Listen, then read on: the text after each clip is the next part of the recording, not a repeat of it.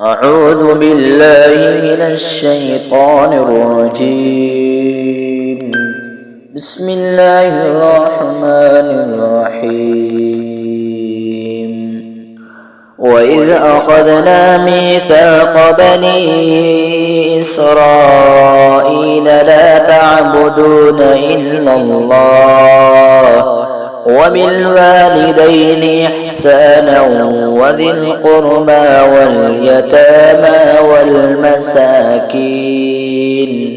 واليتامى والمساكين وقولوا للناس حسنا وأقيموا الصلاة وآتوا الزكاة ثم توليتم إلا قليلا منكم وأنتم معرضون. وإذ أخذنا ميثاقكم لا تسفكون دماءكم ولا تخرجون أنفسكم من دياركم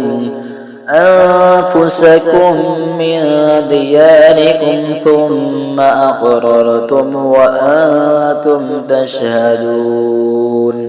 ثم أنتم هؤلاء تقتلون أنفسكم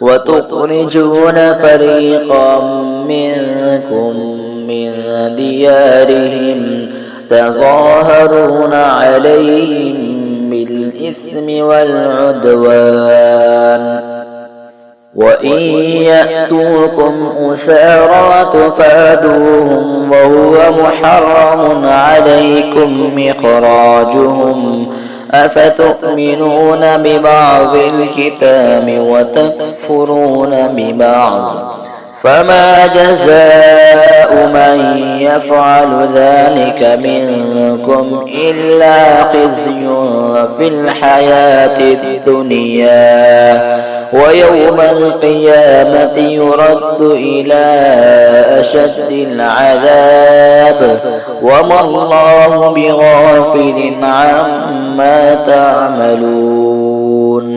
أولئك الذين اشتروا الحياة الدنيا بالآخرة فلا يخفف عنهم العذاب ولا هم ينصرون.